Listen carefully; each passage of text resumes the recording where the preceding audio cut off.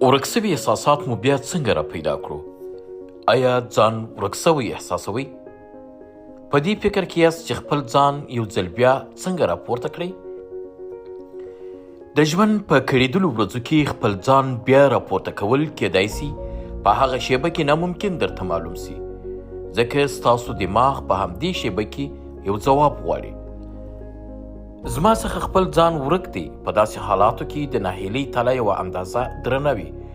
که تاسو باور کوئ او که نه، خو دلته حتما یوه هیله شته چې تاسو بیرته خپل ځان پیدا کړئ.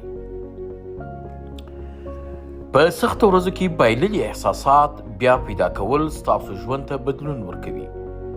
د ځان بیا پیدا کول ممکن دومره هم ساده نه وي لکه تاسو چې فکر کوئ، خو د دې درک کول چې تاسو خپل احساسات او ځان بایللی دی واقعا ښه خبره ده، ځکه دا داسې ده لکه د یو ناروغ د ناروغۍ اصلي سبب چې پیدا کړي، نو تاسو هم د خپلې ناروغۍ سبب پیدا کړی دی او اوس یې تداوي کوئ، چې دا معمولا سخت کار نه دی.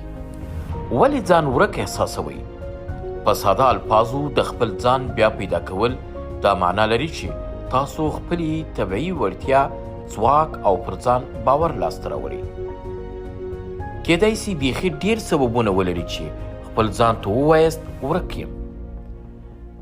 ځان درته ناهیلی ښکاري، ورځني کارو کې لټ یاست، تاسو غواړئ د ځان څخه څه جوړ کړئ، غواړئ هغه څه وکړئ چې نور یې درڅخه غواړي، غواړئ خپل شخصیت مو د نورو په خوښه جوړ کړئ.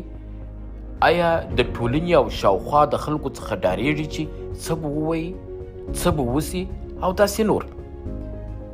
که تاسو رښتیا هم د نورو خلکو د خبرو ښکار یاست، چې کیدای سي دا خبره د هغې ټولنې وي چې تاسو ژوند پکې کوئ، شاید د ځینو ملګرو د بېځایه نظریاتو او یا نورو بېځایه کلتورونو ښکار سوي یاست.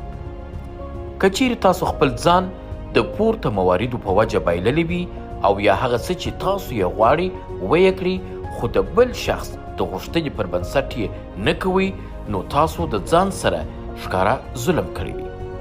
په پښتو کې موږ او تاسو وایو تاوان چې پر هر ځای را وګرځي بیا هم ګټه ده.